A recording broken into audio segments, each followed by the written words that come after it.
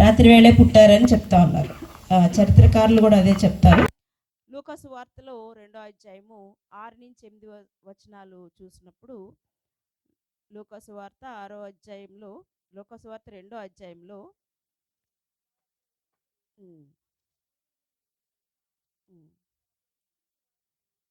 అదంతా వద్దులేనా. ఆ దేశంలో కొందరు గొర్రెల కాపర్లు పొలంలో ఉండి రాత్రి వేళ తమ మందను కాచుకోవచ్చు. ప్రభు పుట్టిన తర్వాత దూతల దగ్గరికి సమాచారం వెళ్ళింది. రాత్రి వేళ ఆ సమాచారం వెళ్ళింది. అంటే ఇక్కడ ప్రభువారు పుట్టిన తర్వాత సమాచారం వెళ్ళింది. దీన్ని పురస్కరించుకుని పాశ్చాత్య దేశాల్లో వాళ్ళు ఏం చేస్తున్నారంటే midnight mass in celebration of in Christ, Christmas ఈవ్ని మిడ్ నైట్ మాస్ కూడా చేస్తారనమాట. పాశ్చాత్య దేశాల్లో ఈ నైట్ అంతా వాళ్ళు మాస్ లాగా కండక్ట్ చేసి ప్రేయర్ చేస్తారు. ఈ రాత్రి అంతా కూడా ప్రేయర్ చేసేటట్టుగా ఉన్నారు. అంటే ఆ విధంగా క్రిస్మస్ కోసం సిద్ధపడుతూ ఉన్నారు. అంటే రక్షకుడు మన దగ్గరికి వస్తున్నాడు, దానికోసంగా ఆ సిద్ధపాటుని చేస్తూ ఉన్నారు. మన సిద్ధపాటు ఎలా ఉంది? ఇక్కడ ఇంకొక ముఖ్యమైన విషయము, పాశ్చాత్య దేశాల్లో మాస్ చేస్తారు, చాలా సంతోషం. ఇంకొక ముఖ్యమైన విషయం కూడా, ఎక్కువ పర్చేజెస్ ఈ క్రిస్మస్ రోజే జరుగుతాయంట. ఎక్కువ పర్చేజెస్, కొనుగోలు ఎక్కువ ఈ క్రిస్మస్ రోజు జరుగుతుందంట. ఈ క్రిస్మస్ సీజన్లో ప్రపంచంలో, నాట్ ఇన్ ఇండియా, ప్రపంచంలో ఎక్కువ పర్చేజెస్ ఇప్పుడే జరుగుతాయి. ఇంకొక ముఖ్యమైన విషయం కూడా, అది మరి ఎట్లా చెప్పాలో నాకు తెలియదు, కానీ ఎక్కువ మందు విక్రయం కూడా ఇప్పుడే ఈరోజు జరుగుతుందంట. హైయెస్ట్ రెవెన్యూ గవర్నమెంట్కి through out world, not only India, through out world ఎక్కువ రెవెన్యూ వచ్చేది, పని జరిగేది కూడా ఇప్పుడే జరుగుతుందంట. అందరూ మాస్లో ఉంటే ఈ పని ఎలా జరుగుతుందని నాకు డౌట్ వచ్చింది. అందరూ సెలబ్రేషన్స్లో, క్రిస్మస్లో చర్చ్లోనే ఉంటే ఈ పని ఎలా జరుగుతుంది అని ఒక అనుమానం అయితే నాకు వచ్చింది. ఇక్కడ మనం ఎక్కడున్నాం, మనం ఏ స్థితిలో ఉన్నాం, మన క్రిస్మస్ సిద్ధపాటు ఎలా ఉంది, క్రీస్తుని ఎదుర్కొనే సిద్ధపాటు ఎలా ఉంది అని ఎవరికి వారే మనమే పరీక్ష చేసుకోవాల్సిన అవసరం అయితే ఉంది. రక్షకుడు ఈ లోకానికి వచ్చాడు అని చెప్తా ఉన్నారు. అసలు ఈ రక్షకుడు దైవత్వాన్ని విడిచి ఈ లోకానికి ఎందుకు వచ్చాడు? ఎందుకు రావాల్సి వచ్చింది? మానవ రూపంలో, మానవ అవతారంలో ఆయన ఎందుకు రావాల్సి వచ్చింది? అది సేవకునిగా ఎందుకు రావాల్సి వచ్చింది? ఆయన అంటే దైవత్వం అంటే ఏంటో మనకు తెలియదు కాబట్టి ఆయన వచ్చాళ్లే, తేలికైపోయింది. అది దైవత్వం ఎలా ఉంటుంది అనేది మనకు తెలియదు కాబట్టి ఆయన రాక మనకి తేలికగా అయిపోయింది. వచ్చాడు రక్షకుడు వచ్చాడు అనేది ఒక ఆ దైవత్వం యొక్క ఏం వదిలి వచ్చాడు అనేది మనకి తెలియని పరిస్థితిలో ఉన్నాం కాబట్టి అది తేలిగ్గా తీసుకోవడం ఇక్కడ పరిపాటిగా అయిపోయింది. అది ఒక ఆచారబద్ధంగా వ్యవహారం అయిపోయింది. లోకరీతిగా మనం చేస్తున్నాం కానీ దాంట్లో ఏమి వదిలి వచ్చాడు అన్న అంశంలో మనము అర్థం చేసుకోలేని పరిస్థితిలో మనము ఉంటున్నాం. ఉదాహరణకి ఇక్కడికి ప్రధానమంత్రి గారు వచ్చారనుకోండి,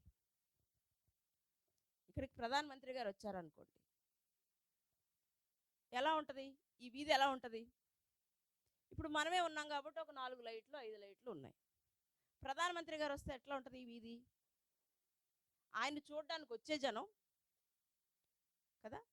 సరే, ప్రధానమంత్రి గారు మాదొక పూరు గుడిసె, మాదొక చిన్న ఇల్లు, పూరు గుడిసె మాది. మా ఇంటికి వచ్చారనుకోండి, ఆ పూరు గొడుసువాడు ఎలా ఆలోచిస్తాడు? ప్రధానమంత్రి గారు ఆ ఇంటికి వచ్చాడంటే హౌ గ్రేట్, ఎంత గొప్ప కదా, చాలా గొప్ప. ప్రధానమంత్రి గారు పూరు గుడిసెలోని నా ఇంటికి వచ్చారు కదా. ఒక మామూలు మానవుడు, ప్రధానమంత్రిగా ఒక అధికారంలో ఉన్న వ్యక్తి, ఒక దేశానికి ఆయన మన ఇంటికి వస్తే చాలా గ్రేట్గా ఫీల్ అవుతున్నాం. పరమతండ్రి ప్రేమస్వరూపి, మహిమాస్వరూపి, ఆయనే వెలుగు, ఆయనే జీవం, అదృశ్య స్వరూపి, సమస్తాన్ని సృష్టించిన సృష్టికర్త తన సమస్తాన్ని వదిలిపెట్టి సమస్తాన్ని వదిలిపెట్టి తనకున్న సమస్తాన్ని మహిమని వదిలిపెట్టి నీ కోసం నా కోసం ఈ లోకంలోకి వస్తే మన రిసీవింగ్ ఎలా ఉంది? ఆ గొప్ప మహిమని, ఆ గొప్ప తేజస్సు కలిగిన ఆయన ఏం చెప్తారంటే, ఆయన ఆకాశం ఆయన సింహాసనము, భూమి ఆయన పాదపీఠము. అంటే ఆకాశంలో కూర్చుంటే ఆయన కాళ్ళు ఎక్కడ ఎక్కడ అనే ఆయన పీఠం ఎక్కడుంది? భూమి మీద ఉంది. ఆయన కుర్చీ ఎక్కడుంది? ఆకాశంలో ఉంది. ఆయన కాళ్ళు పెట్టుకునే పీట ఎక్కడుంది? భూమి మీద ఉంది. ఆకాశానికి భూమికి. అంటే ఆ మహిమను మనం చూడగలమా? ఆ మహిమను మనం రిసీవ్ చేసుకోగలమా? అలాంటి మహోన్నతుడు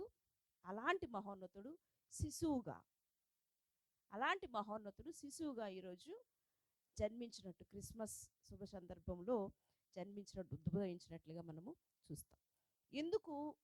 ఎందుకు రావాల్సి వచ్చింది అని మనం కానీ ఒక్కసారి ఆలోచన చేయగలిగితే 7 పాఠాలు దాంట్లోంచి మనం నేర్చుకోవాల్సిన అవసరం ఉంది. 7 రకాలైన పాఠాలని ఈ రాకలో, ప్రభువారి రాకలో 7 రకాలైన పాఠాలను మనము నేర్చుకోవాలి. క్రిస్మస్ దినాన్న 7 రకాలైన పాఠాలను మనము నేర్చుకోవాలి. మొట్టమొదటిది మానవ తప్పిదం. మొట్టమొదటి పాఠం మనం నేర్చుకోవాల్సింది ఏంటి అంటే మానవ తప్పిదం. ఆదికాండంలో 3వ అధ్యాయం 8 నుంచి 15 దాకా చూసినప్పుడు, 3వ అధ్యాయము 8 నుంచి 15.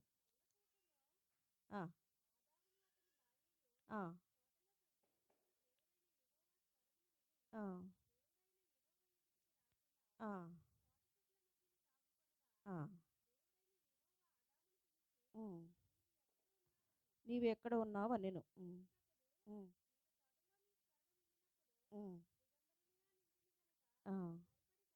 ఎస్, భయపడి దాగుకున్నాను అన్నాడు. ఇక్కడ ఏం జరిగింది? ఆ ముందు తల్లిగారు చదివిన ముందు భాగంలో ఏం జరిగిందంటే, ఆయన తినొద్దన్న ఫలాన్ని తిన్నారు. తిని, అంటే అప్పటి వరకు దేవుడు సృష్టించిన సృష్టిలో దేవునికిని ఈ మనిషికిని ఆదాముకి అవినాభావ సంబంధం ఎట్లా ఉందంటే, ఇద్దరు కలిసి తోటలో తిరిగేవారు. ఒక ఫ్రెండ్స్ లాగా ఒక సహవాసం ఉంది వాళ్ళిద్దరి మధ్యలో. వారిద్దరూ కలిసి తిరిగారు, ఆ తోటలో కలిసి తిరిగారు. అలాంటి తిరిగిన మనిషి ఈరోజు ఏం చెప్తున్నాడంటే, నీ స్వరం విని నేను భయపడి దిగంబరిగా ఉన్నానని అర్థమైపోయింది. దిగంబరిగా ఉన్నాను కాబట్టి భయపడి దాక్కున్నాను అని చెప్తున్నాడు. ఇక్కడ మనిషి ఏం చేశాడు? ఆజ్ఞని అతిక్రమించాడు. దానివల్ల ఏం తెచ్చుకున్నాడు అంటే 17 నుంచి 19 దాకా చూస్తే,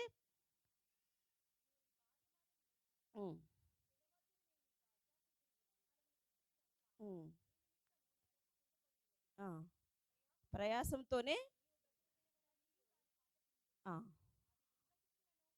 గచ్చపొదలను మొలిపి, ప్రయాసతోనే నువ్వు బతుకు దినములన్నీ బ్రతుకుతావు అని చెప్తున్నాడు. ఇక్కడ ఆజ్ఞను అతిక్రమించడం వల్ల ఏం తెచ్చుకున్నాడు అంటే శాపాన్ని కొని తెచ్చుకున్నాడు, కష్టాన్ని కొని తెచ్చుకున్నాడు. ఆయన సృష్టిలో ఆయనతో కలిసి జీవించిన సహవాసాన్ని పోగొట్టుకున్నాడు. ప్రభుతో కలిసి జీవించిన సహవాసాన్ని పోగొట్టుకుని ఆయన శాపాన్ని కొని తెచ్చుకుని ఇక్కడ ఇబ్బంది పడుతున్నట్టుగా చూస్తాం. ఇది మానవ తప్పిదంగా మనం దాన్ని చూస్తాం. ఇక రెండో అంశము, ఈ ప్రభు రాకడలో కారణాల కొరకు, మొదటి రాకడలో కారణాల కొరకు చూసినప్పుడు, రెండో అంశం చూసినప్పుడు అబ్రహాముని మనం చూడొచ్చు. ఆదికాండం 22వ అధ్యాయము 15 నుంచి 18 దాకా చూసినప్పుడు, ఆదికాండం 22వ అధ్యాయము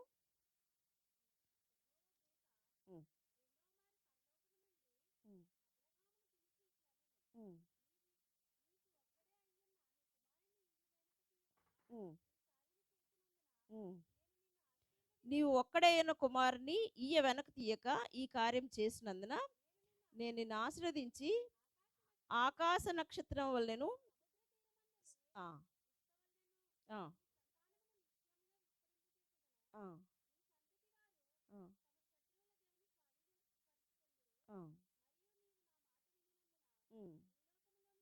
నీవు నా మాట వినినందున భూలోకములోని జనములన్నీ నీ సంతానం వలన ఆశీర్వదింపబడును. అంటే ఇక్కడ దేవుని మాట వినాలి. దేవుని మాట వినాలి. ఎవరు విన్నారు ఇక్కడ అంటే అబ్రహాము విన్నాడు. అబ్రహాము సంగతి మీకు అందరికీ తెలుసు. ఒకే ఒక్క కొడుకు, ఒకే ఒక్క కొడుకుని బలి ఇచ్చేయంటే ఎస్, ఆయన ఇచ్చాడు, ఆయన తీసుకుంటున్నాడు. అది సిద్ధపాటు, ఆ మనసులో విధేయత. ఆయనకి సిద్ధపడ్డాడు. ప్రభు కొరకు తను ఏం చేయడానికైనా సిద్ధపడ్డాడు. ప్రభు కొరకు సిద్ధపడ్డాడు. దేవుని మాటని విన్న అబ్రహాంని ఇక్కడ చూస్తాం. ఆయన మాట వింటే మనకు కలిగేది ఏంటి అంటే ఆశీర్వాదం. ఆయన మాట విన్నప్పుడు ఆశీర్వాదం.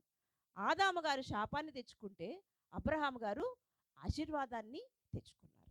ఇక ఇక మనం ముందుకు సాగిపోతే ఇంకొక మాట ఇక్కడ మనం ఈ క్రిస్మస్లో నేర్చుకోవాల్సిన ఇంకొక పాఠము ఏంటంటే దేవుడు మనకు తోడు, ఇమ్మానుయేలు. యెషయాకి ఆ వాక్కు ప్రత్యక్షమై యూదులకు ఆహాబు రాజు ఏలుతున్న కాలంలో శత్రువుల విషయంలో భయపడొద్దు, మీకు రక్షకుడు పుడతాడు అని, రక్షకుడు పుడతాడు, ఆయనే మీ పాపాల నుంచి రక్షిస్తాడు అని చెప్తాడు. యెషయా గ్రంథకర్త యెషయా రాసిన గ్రంథము 7వ అధ్యాయము, యెషయా 7:14. కాబట్టి తానే ఒక సూచన మీకు చూపును, ఆలకించుడి. కన్యక గర్భవతి అయి కుమారుని కని అతనికి ఇమ్మానుయేలు అని పేరు పెట్టును. ఇమ్మానుయేలు, దేవుడు మనకు తోడై ఉన్నాడు. దేవుడు మనకు తోడై ఉంటాడు. ఎప్పుడు అంటే ఆయన కొరకు సిద్ధపడి మనం విధేయత చూపించినప్పుడు ఆయన మనకి తోడై ఉంటాడు. అదేవిధంగా ఈ రక్షకుని వల్ల ఈ లోకంలో ఏం కలుగుతుంది అని మనం చూసినప్పుడు యెషయా గ్రంథంలోని 9వ అధ్యాయము 2వ వచనం, చీకట్లో నడిచే జనులు గొప్ప వెలుగును చూచున్నారు. చీకట్లో నడిచే జనులకి ఈ రక్షకుని వలన గొప్ప వెలుగు వస్తుంది. అదేవిధంగా 6-7 వచనాలు 9లో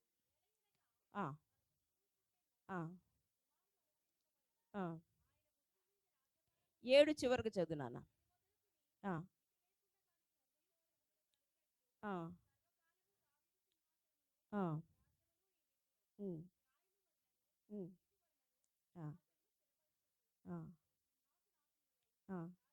రాజ్య పరిపాలన చేయును. సైన్యములకు అధిపతి యెహోవా ఆసక్తి కలిగి దీనిని నెరవేర్చు, తప్పకుండా చేస్తాడు. తప్పకుండా సైన్యములకు అధిపతి యెహోవా దీన్ని తప్పకుండా మనకి చేసే దేవుడుగా ఉన్నాడు అనమాట. ఆయన ఆశ్చర్యకరుడు, ఆలోచనకర్త, బలవంతుడైన దేవుడు, నిత్యుడగు తండ్రి, సమాధానకర్త యొక్క అధిపతి అని ఆయనకి పేరు పెట్టబడి ఆ సమాధానాన్ని మనకి ఇచ్చే దేవుడుగా ఉన్నాడు. ఎప్పుడు అంటే నువ్వు సిద్ధపడి ఆయన్ని ఎదుర్కొన్నప్పుడు ఆయన ఇచ్చే దేవుడుగా ఉన్నాడనమాట. ఈ వాక్య భాగాలన్నీ క్రీస్తు పూర్వం, క్రీస్తు రాకముందు 400 సంవత్సరాల క్రితమే ఇవన్నీ చెప్పేశారు. ఇవన్నీ జరిగిపోయాయి. ఈ వాక్యాలన్నీ జరిగిపోయిన తర్వాత యెషయి ఎక్కడి నుంచి వస్తాడు, ఈ కుమారుడు ఎక్కడి నుంచి వస్తాడు అని అంటే యెషయి మొద్దు నుంచి చిగురు పుడుతుంది అని చెప్తాడు. 11 యెషయా గ్రంథం 11:1 చూసినప్పుడు ఆయన పరిపాలన చాలా ఆహ్లాదకరంగా ఉంటుందంట. యెషయా గ్రంథంలో 11వ అధ్యాయము, యెషయా 11వ అధ్యాయము, యెషయా మొద్దు నుండి చిగురు పుట్టును, అదొక్కటి వదిలేనన్న. తర్వాత ఆయన పరిపాలన ఎలా ఉంటుందంటే చాలా ఆహ్లాదకరంగా 6-9 దాకా చదువుతండి. తోడేలు గొర్రెపిల్ల యొద్ద వాసం చేయును, చిరుతపులి మేకపిల్ల యొద్ద పండుకొనును,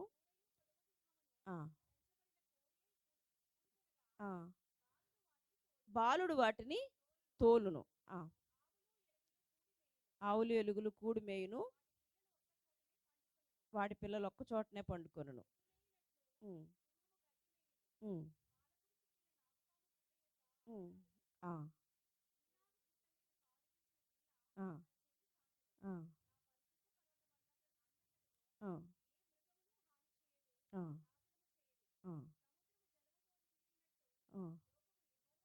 లోకము యెహోవాను గూర్చిన జ్ఞానముతో నిండి ఉండును. ఈ పరిపాలన ఎలా ఉంటుంది అంటే భయం లేని పరిపాలన. భయం లేని పరిపాలన. ఇక్కడ తోడేలు గొర్రెపిల్ల కలిసి, తోడేలు గొర్రెపిల్ల ఎక్కడైనా కలిసి ఉంటాయా? తోడేలు ఖచ్చితంగా గొర్రెపిల్లని తినేస్తాయి. కానీ ఈ పరిపాలన ఎలాంటి పరిపాలన అంటే భయం లేని పరిపాలన. ప్రభువారి పరిపాలన భయం లేని పరిపాలన. లోకము యెహోవాను గూర్చిన జ్ఞానముతో నిండియుండును. అలాంటి పరిపాలనని మనకివ్వడానికి, అలాంటి రాజ్యాన్ని మనకివ్వడానికి. ఇది ఎక్కడెక్కడో అని ఆలోచిస్తున్నారేమో, నీ హృదయంలోనే. ఇవన్నీ ఎక్కడో కాదు, ఇవన్నీ ఎక్కడో కాదు, నీ హృదయం అనే లోకంలో, నీ హృదయం అనే దేవాలయంలో ఇవన్నీ జరుగుతాయి. ప్రభు నీ నీ నీ తండ్రిగా, నీ రక్షకుడిగా, నీ బిడ్డగా నీ హృదయంలోకి స్వీకరించినప్పుడు అని ఇవన్నీ చెప్తూ వచ్చారనమాట. ఇక్కడ మన జీవితాల్లో విధేయత అనేది, సిద్ధపాటుతో కూడిన విధేయత అనేది మనకి కావాల్సి వచ్చినప్పుడే, ఉన్నప్పుడే ఇవన్నీ మన దగ్గర జరుగుతాయి. ఇక్కడ మనం ఐదో అంశాన్ని మనం చూసినప్పుడు ప్రభు దాసురాల యొక్క విధేయత చూస్తాం. ఇక్కడ లూకాసు వార్త 1వ అధ్యాయము, లూకాసు వార్త 1వ అధ్యాయము 26 నుంచి 35 వరకు.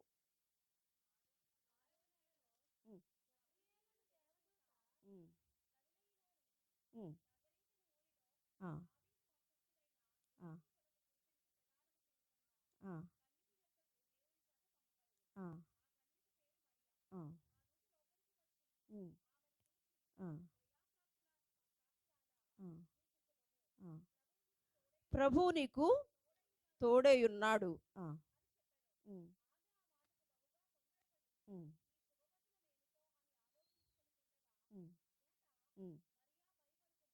భయపడుకు.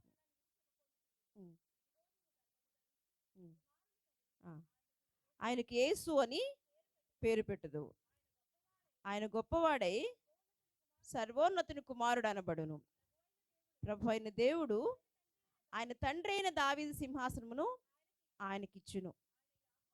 ఆయన యాకోబు వంశస్థులను యుగయుగములు ఏలును. ఆయన రాజ్యము 38 కూడా చదువునాను. అందుకు మరియా, ఇదిగో ప్రభు దాసురాలను, నీ మాట చొప్పున నాకు జరుగునుగాక నేను. అంటే ఇక్కడ ఆవిడ ఏం చేసింది? విధేయత చూపించింది. ప్రభు మాటకి విధేయత చూపించింది. ఆ భాగం అంతా మీరు చూసినప్పుడు ప్రభు మాటకి ఆవిడ విధేయత చూపించినట్టుగా చూస్తాం. ఇక్కడ సుమారుగా యూదులకి ఒక ఆచారం ఉంటుంది. యూదులు పెళ్ళిళ్ళు ఎలా జరుగుతాయంటే, పిల్లలు పుట్టినప్పుడు వాళ్ళకి సెట్ అయ్యేటట్టుగా చూసేసుకుంటారు ముందే, చిన్నప్పుడే. 3 దశల్లో వారి వివాహం అనేది జరుగుతుంది. చిన్నప్పుడే ఎవరి పిల్లల్ని ఎవరు చేసుకుంటారు అనేది వాళ్ళు సెటిల్ చేసుకుంటారు. రెండోది ఏంటి అంటే ప్రదానం చేసుకుంటారు. ఎప్పుడు ప్రదానం చేసుకుంటారంటే ఆ పాప పెద్ద మనిషి అయిన తర్వాత, మెచ్యూరిటీ ఏజ్కి వచ్చిన తర్వాత ప్రదానం చేసుకుంటారు. 1 సంవత్సరం తర్వాత పెళ్లి చేస్తారు. ఈ సంవత్సర కాలంలో వారిద్దరూ కలవటానికి వీల్లేదు. ఇది 3 దశల్లో వారి పెళ్లి జరుగుతుంది అనమాట. ఇక్కడ సుమారుగా మరియమ్మ గారి వయసు, చరిత్రకారులు ఏం చెప్తున్నారంటే, ఇక్కడ ఈ మాట ఆవిడికి చెప్పేటప్పటికి, దూత ఆవిడికి చెప్పేటప్పటికి సుమారు 15 ఏళ్ళంట. సుమారు ఇంచుమించు 15 ఏళ్ళంట. 15 ఏళ్ళంటే మన పిల్లలు ఏం చదువుతారు? 10వ క్లాస్ పిల్ల, 10వ క్లాస్ అమ్మాయి. గవర్నమెంట్ స్కూల్లో అయితేనే అంట, ప్రైవేట్ స్కూల్లో అయితే 16 ఏమో. 15 ఏళ్ళు. 15 ఏళ్ళ పాప అమ్మాయికి, 15 ఏళ్ళ అమ్మాయికి ఆవిడ చూపించిన విధేయత చూస్తే ఆవిడేం చెప్తుందంటే, అక్కడ ఇదిగో ప్రభు దాసురాలని, నీ మాట చొప్పున నాకు జరుగునుగాక.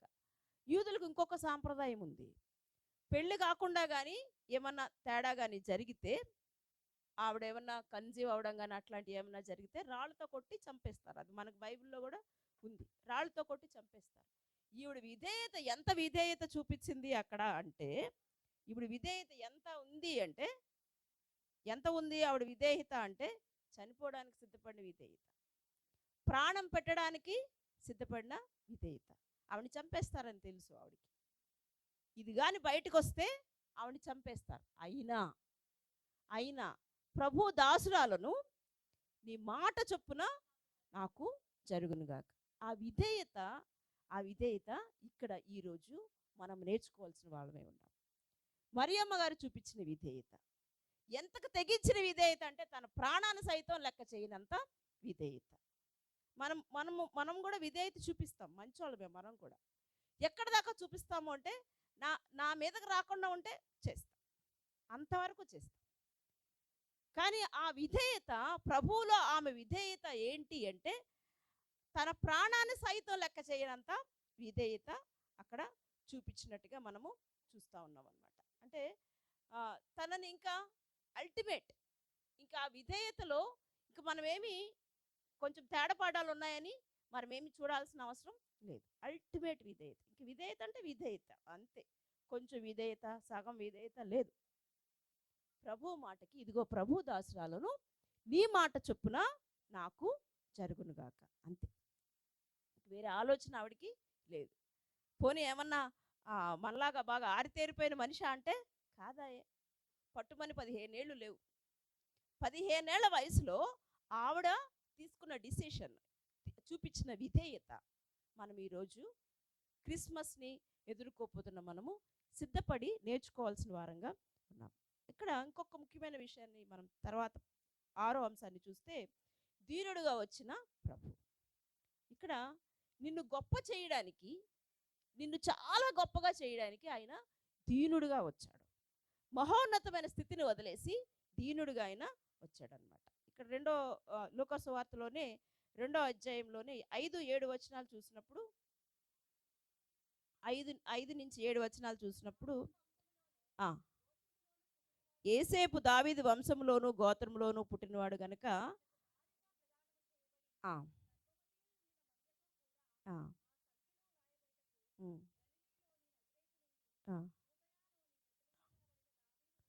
వెళ్ళాను. ఇక్కడ ఒక్క నిమిషం ఆగుదాము. ఇక్కడ ఇంకొక పెద్ద ఆయన కనిపిస్తున్నాడు మీకు, యేసేపు గారు. ఆయన పెద్ద ఆయన అనుకున్నారేమో. నిజంగా ఈవిడికి 15 ఏళ్ళు అయితే ఆయనకి 17 ఏళ్ళు, అంటే సుమారుగా ఇంటర్మీడియట్ చదువుతాడు. ఇంటర్మీడియట్ పిల్లాడు. ఆయన వయసు కూడా అంతే. ఆయన విధేయత ఎంత విధేయత ఉందంటే, ఆయన అంట, నిజంగా ఈ మాట నాకు చాలా నచ్చుతుంది. ఆయన అంట ఆ విషయం తెలిసిన తర్వాత, ఆవిడ గర్భవతి అని తెలిసిన తర్వాత ఆవిడ అవమానపరచునొల్లక సైలెంట్గా వదిలేద్దాం అనుకున్నాడంట. ఆవిడ్ని అవమానం చేయకుండా వదిలేద్దామని అనుకున్నాడంట. అది నిజంగా నాకు చాలా నచ్చిన అంశం. అదే మన సమాజంలో చూస్తే ఏమి లేకుండా నల్లారు చేస్తారు, ఏమి లేకుండా నల్లారు చేస్తాడు. ఆయన ఎంత నీతిమంతుడైతే ఆ పని చేశాడో మనం అర్థం చేసుకోవచ్చు. ఏమి ఉండదు అక్కడ. కానీ మన ఇంట్లో తల్లి చేస్తుంది అల్లరి, తండ్రి చేస్తాడు అల్లరి, తోబుట్టువులు చేస్తాడు అల్లరి, భర్త చేస్తాడు అల్లరి, ఇంకా వాళ్ళు వీళ్ళని ఏం లేదు, అందరూ చేస్తారు అల్లరి. అక్కడ ఏమి ఉండదు, అయినా చేస్తారు. కానీ ఈయన నీతిమంతుడు. యేసేపు గారు నీతిమంతుడు. గర్భవతి అని తెలిసిపోయింది, రహస్యంగా వదిలేద్దాం అనుకున్నాడు. కానీ ప్రభువారు ఆయనతో మాట్లాడుతున్నాడు, దేవదూతను పంపించి మాట్లాడుతుంటే ఆయన చూపించిన విధేయత ఏం చేశాడంటే, ఆయన ఆ బిడ్డతో ఆవిడని తీసుకుని బెత్లెహేంకి వెళ్ళి ఆ జనసంఖ్యలో ఆయన్ని రాయించడానికి సిద్ధపడిన 17 ఏళ్ల పిల్లాడు, సిద్ధపడిన పిల్లోడు, విధేయత చూపించిన పిల్లోడిని ఇక్కడ మనము చూస్తామన్నమాట. ఈ బెత్లెహేము గ్రామంలో ప్రభువుని మోసినంత విధేయత, ప్రభువుని మోసిన విధేయత. ఆయన కూడా చాలా అవమానిస్తారుగా, ఆయన కూడా చాలా మాట్లాంటారుగా, చాలా సూటిపోటు మాట్లాంటారుగా, సమాజం ఏం ఊరుకోదుగా, అలాంటిదని తెచ్చుకున్నావేంటరా అంటారుగా. అయినా ప్రభు మాటకి విధేయత చూపించిన యేసేపుని అక్కడ మనం చూస్తాం.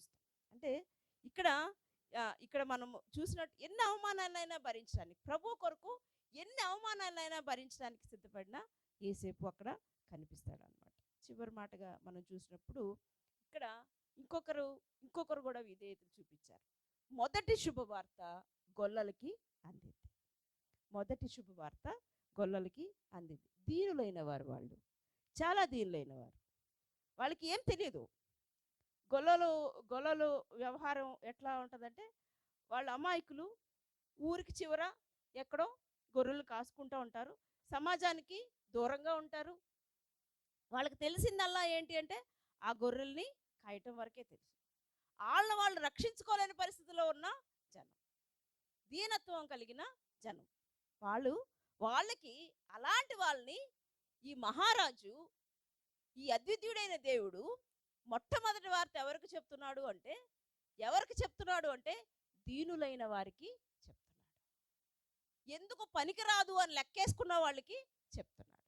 వీళ్ళు వేస్ట్ రా అనుకున్న వాళ్ళని, వీళ్ళు దేంట్లో పనికొస్తారా, మనకు దేనికి రారా, అవసరం లేదురా వాళ్ళకి, అట్లాంటి వాళ్ళని, లెక్కలేని వాళ్ళని దేవుడు లెక్కించే దేవుడిగా ఉన్నాడు. చూద్దామా? అక్కడ లూకాసు వార్త 2:8-16 దాకా చూసినప్పుడు ఈ మాటలన్నీ ఉన్నాయి. చివరిలో 18లో చూస్తే గొర్రెల కాపర్లు మిక్కిలి ఆశ్చర్యపాడు. అయితే ఓకే, తర్వాత ఓకే నాన్న, ఇక్కడ ఈ గొర్రెల కాపర్లకి 2:8 దూత చెప్తే ఆనవాలు మాత్రమే చెప్పింది. అక్కడ ఆవిడ ఏం చెప్పిందంటే 12వ దానికి ఇదే మీకు అనవాలు, ఒక శిశువు పొత్తుగుడ్డలతో చుట్టబడి ఒక తొట్టులో పండుకొనుట మీరు చూచెదరు. ఆనవాలు మాత్రమే చెప్పింది. ఇది ఆవిడ చెప్పింది ఆనవాలు మాత్రమే, ఇలా ఉంటాడు అని మాత్రమే చెప్పింది. డైరెక్ట్గా వాళ్ళు వెళ్ళిపోయారు, మందను వదిలేశారు. వాళ్ళు వెంటనే త్వరగా వెళ్ళిపోయారు, త్వరగా వెళ్ళారు. చూస్తే అక్కడ త్వరగా వెళ్ళి ఎక్కడ 16వ త్వరగా వెళ్ళి మరియును యేసేపును తొట్లో పండుకున్న శిశువును చూశారు. త్వరగా వెళ్ళారు, ఆలస్యం చేయలేదు. వాళ్ళు వెతుక్కుంటే కారణాలు చాలా ఉన్నాయి. మందని వదిలేసి వెళ్ళాలి, మందని ఏదైనా దుష్ట మృగాలు తినేస్తాయేమో, చాలా కారణాలు ఉన్నాయి, చాలా వెతుక్కోవచ్చు. చీకటిగా ఉంది, ఇప్పుడు ఎక్కడ వెళ్దాం, నో ఎక్స్క్యూజెస్ లేవు. వాళ్ళు వెతుక్కోలేదు కారణాలు. ప్రభు వార్త వారికి అందుతానే అందిన వెంటనే త్వరగా వెళ్ళారు. త్వరగా వెళ్ళి అక్కడ యేసేపుని మరియమ్మని శిశువుని చూచి ఊరుకున్నారా అంటే, ఊరుకోలేదు. ఊరుకోలేదు. కన్నవాటిని విన్న వాటిని 20వ చూస్తే గొర్రెల కాపర్లు తమతో చెప్పబడినట్లుగా తాము విన్న వాటిని కన్నవాటిని దేవుని మహిమపరచుచు స్తోత్రం చేయుచు తిరిగారు. విన్న వాటిని కన్న వాటిని సమస్త జనులకి చెప్పారు. వాళ్ళు విన్న వాటిని అన్నిటినీ చెప్పారు. వీళ్ళే మొదటి సువార్థికులు, వీళ్ళే మొదటి సువార్తను చేసిన వాళ్ళు, వీళ్ళే మొదటి సువార్థికులు. వాళ్ళు తెలివైన వాళ్ళు జ్ఞానవంతుల, పండితుల, ధర్మశాస్త్రాలు తెలుసా? ఏమీ తెలియదు.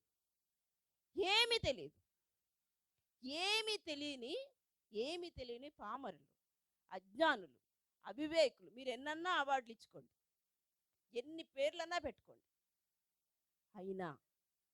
అయినా ప్రభు వారిని దర్శిస్తూ ఉన్నాడు, ప్రభు వారిని ప్రేమిస్తూ ఉన్నాడు, ప్రభు వారికి సువార్తని ప్రకటిస్తూ ఉన్నారు. ప్రభు వార్త మొట్టమొదటిగా వారికి చేరింది. దానికి వారు విధేయత చూపించి త్వరపడి వెళ్ళి చూసినట్టుగా ప్రభువుని, లోకరక్షకుని ఈ లోకానికి తీసుకురావడానికి మరియమ్మ గారు ఎంత సిద్ధపడిందో, యేసేపు ఎంత సిద్ధపడ్డాడో, దూతలు గాన ప్రతిగానాలతో ఎలా సిద్ధపడ్డారో, గొల్లలు త్వరగా వెళ్ళి లోకరక్షకుని లోకానికి చాటారు. ఇదంతా ఒక వంతు అయితే, ఈరోజు ప్రభువుని నీ సొంత రక్షకునిగా అంగీకరించడానికి నీ హృదయంలో ఎంత సిద్ధపాటు ఉంది? ప్రభు ఈరోజు ఈ మాటల ద్వారా మనతోనే మాట్లాడుతున్నాడు. ఆదాము పరిస్థితి చూసావు, అబ్రహాము పరిస్థితిని చూసావు, యెషయి మొద్దు నుంచి చిగురొస్తుందని చూసాం, మరియమ్మ గారి విధేయతను చూసాం, యేసేపు గారి విధేయతని చూసాం. వారి సిద్ధపాటుని, ప్రభువుని ఈ లోకంలోకి తీసుకురావడానికి వారు పడిన సిద్ధపాటుని చూసాం. గొర్రెల కాపర్లు విధేయతని చూసాం. ఇంక దాంట్లో ఏమి అనుమానం లేదు వారికి. ఏం అనుమానం లేదు. ప్రభువారు అక్కడ పుట్టాడయ్యా, లోకరక్షకుడు పుట్టాడయ్యా అనగానే వాళ్ళు త్వరగా అక్కడికి వెళ్ళి ప్రభువుని దర్శించినట్లుగా, అంటే ప్రథమ స్థానం ప్రభువుకి ఇచ్చినట్లుగా. వీరందరూ జీవితాల్లో ప్రథమ స్థానాన్ని ప్రభువుకి ఇచ్చారు కాబట్టి వారు త్వరగా ఆ పనిని చేయగలిగారు. అదేవిధంగా ఈ గొర్రెల కాపర్లు ప్రభువుని ప్రేమించారు కాబట్టి, వారి హృదయంలో నిజంగా వాళ్ళ సొంత రక్షకుడిగా అంగీకరించారు కాబట్టి, వారి హృదయం నిండింది కాబట్టి ఆ ప్రేమని వారు పంచగలిగారు. అందరికీ సువార్తని పంచగలిగారు. వారు విన్న వాటిని కన్న వాటిని వారు చెప్పగలిగినట్లుగా ఉంది. ఈరోజు సిద్ధపాటు క్రిస్మస్, సంజా క్రిస్మస్, సెమీ క్రిస్మస్. ఈ క్రిస్మస్లో ఉన్న మన సిద్ధపాటు ఎలా ఉంది? కుటుంబాలుగా చేరాం, కుటుంబాలుగా ఉన్నాం. మనం కూడా ఇలాంటి పరిస్థితుల్లో ఉన్నవాళ్ళమే కదా. మనం కూడా ఎక్కడో ఊరి చివర ఉన్నవాళ్ళమే కదా. ప్రభు మిషనరీస్ ద్వారా మన దగ్గరికి విద్య, వైద్య, లోకరక్షకుడిని మనకి అందించారు. మన వంతు ఏంటి? మనం ఏం చేయగలుగుతాం? మనం ఎవరికి ఏమీ చెప్పాల్సిన అవసరం లేదండి. మనం ఏమీ చెప్పలేం కూడా. ప్రభు చిత్తం లేకపోతే నువ్వెవ్వరికి ఏమీ చెప్పలేవు. ప్రార్థన చేయాలి.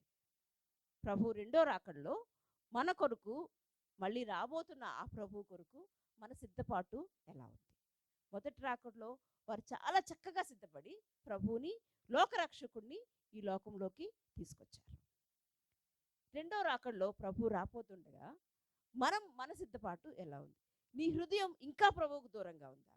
నీ హృదయంలో ప్రభు ఉన్నాడా? ఒక్కసారి పరీక్ష చేసుకుందాం. రాత్రికాల సమయంలో ప్రభు వారు సూటిగానే మాట్లాడుతున్నారు మనతో, సూటిగా తేటగా మనతో మాట్లాడుతూ ఉన్నారు. నీ హృదయంలో ప్రభువుకి స్థానం ఉందా? నువ్వెక్కడున్నావు? నువ్వు ఎలాంటి పరిస్థితి నుంచి ప్రభు ఇంతదనుక నిన్ను కాపాడాడు, రక్షించాడు, ఇంతదనుక హెచ్చించాడు? మన స్థితి, మన పూర్వపు స్థితి ఏమై ఉంది? ఇప్పటి పరిస్థితి ఏమై ఉంది?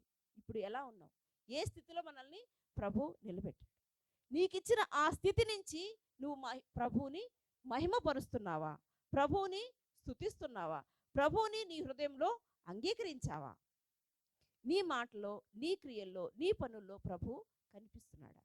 నిన్ను చూసి మారిపోవాలి చాలామంది. ప్రతి ఒక్క క్రైస్తవుడు ఒక్కళ్ళు మార్చిన అంటే ఈ పాటికంతా అందరూ మారిపోదురంట. ఒక మనిషిని ఒక క్రైస్తవుడు, ప్రపంచంలో ఉన్న క్రైస్తవులు ఒక్కడు మారిస్తే కూడా ప్రపంచం అంతా క్రైస్తవులతో నిండిపోయి ఉండేదంట. కానీ ఆ పనిని మనం చేయట్లేదు. మన ప్రవర్తనని మనము చూసుకోవాల్సిన అవసరం ఉంది. మన సిద్ధపాటుని మనము చక్కగా చేయాల్సిన అవసరం ఉంది. ఇక్కడ ఈ ఈ ఈ క్రిస్మస్లో క్షమాపణ ఉంది. ఈ క్రిస్మస్లో ప్రేమ ఉంది. ఈ క్రిస్మస్లో నీ తోటి వారిని నిన్ను వలె ప్రేమించే వాక్యం ఉంది. ఇన్ని కలిగిన ఈ క్రిస్మస్ కోసం మనం సిద్ధపడుతున్న, సంఘంగా సిద్ధపడుతున్న మనము, మన ప్రవర్తన, మన సిద్ధపాటు, మన హృదయంలో ప్రభు యొక్క స్థానం, ఏమై ఉంది పరీక్షించుకుందాం. ప్రభు త్వరగా రాబోతున్నాడు. నీకు ఎలాంటి సంతోషం ఉంటే, నీ హృదయంలో ఎలాంటి పరిస్థితి ఉంటే నీకు సంతోషం ఉంటుంది. ప్రభువారు నీతో ఉన్నప్పుడు నీకు ఆశీర్వాదం ఉంటుంది. ప్రభువారిని కలిగి ఉన్నప్పుడు నీకు సంతోషం ఉంటుంది. ఎలాంటి పరిస్థితుల్లో ఉన్నా సంతోషిస్తాం, ఎలాంటి పరిస్థితుల్లో ఉన్నా కూడా ఆనందిస్తాం, ఎలాంటి పరిస్థితుల్లో ఉన్నా జాయ్ క్రిస్మస్ ఉంటుంది. ఇందాక అంకుల్ మాట్లాడితే జాయ్ క్రిస్మస్, ఎంజాయ్ క్రిస్మస్. అన్ని క్రిస్మస్లు ఉంటాయి. ఎప్పుడు ఉంటాయి అంటే నీ హృదయంలో ప్రభు ఉన్నప్పుడు, నీ హృదయంలో ప్రభు పుట్టినప్పుడు, నీ హృదయం ప్రభు కొరకు తెరిచినప్పుడు. అట్లాంటి క్రిస్మస్లు ఈ రాత్రి మన హృదయాలు తెరుద్దాం. ప్రభు కొరకు సిద్ధపాటు క్రిస్మస్లో పాల్గొన్న మనమందరము ప్రభు కొరకు సిద్ధపడుతూ మన హృదయాల్ని మరొక్కసారి పరీక్షించుకుందాం.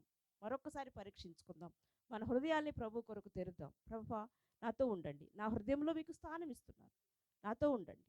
చిన్న ప్రార్థన చేద్దాం. అత్యంత ప్రేమ నమ్మకం గల మా పరలోకపు తండ్రి యేసయ్య, నీ కొందనాలు, స్తుతులు, స్తోత్రాలు. సూటిగా తేటగా మా సిద్ధపాటు ఎలా ఉందని మమ్మల్ని ప్రశ్నించిన గొప్ప దేవా, నీ కొందనాలు, స్తుతులు, స్తోత్రాలు. మేము నీ ప్రభా, నీ పుట్టుకలో ప్రభా, నీ క్రీస్తు జన్మంలో ప్రభా, మేమందరం మా హృదయాల్ని తెరిచి ప్రభా, నిన్ను మా హృదయంలో అంగీకరించే బిడ్డలుగా ప్రభా, నీ సేవలో సాధనాలుగా పనిముట్లుగా మేమందరూ ఉపయోగపడగలిగినట్లు సహాయం చేయమని వేడుకుంటున్నాం. నీ చిత్తానికి ప్రభా విధేయత చూపించగలిగే కుటుంబంగా, నీ చిత్తానికి విధేయత చూపించగలిగే సంఘంగా, నీ చిత్తానికి ప్రభా విధేయత చూపించే గ్రామంగా ప్రభా, మా గ్రామాన్ని, మా సంఘాన్ని, మా కుటుంబాల్ని ఉంచుమని నిన్ను వేడుకుంటున్నాం. నీ కొరకు మా తలుపులు తెరిచి ప్రభా, నువ్వు మాతో సహవాసం చేస్తే సంతోషము, ఆనందము ప్రభా, నిజ క్రిస్మస్ సంతోషాన్ని మా కుటుంబాల్లో నింపుమని మా కొరకు మరణమని తిరిగి లేచినే సేవారి పేరట బ్రతిమాల వినము అడుగుచున్నాం తండ్రి, ఆమేన్. ప్రభు నిన్ను ఆశీర్వదించి నిన్ను కాపాడును గాక. నీకు తన సన్నిధి కాంతులు తెంచేసి కరుణించును గాక. ప్రభు మనకు తన సన్నిధి కాంతి ప్రకాశింపచేసి ఆయన వెలుగులు ఆయన వచ్చే వరకు అటు విధేయత కలిగి ఎదుర్కోవడానికి పరిశుద్ధాత్మ దేవుడు తోడై ఉండి నడిపించును గాక.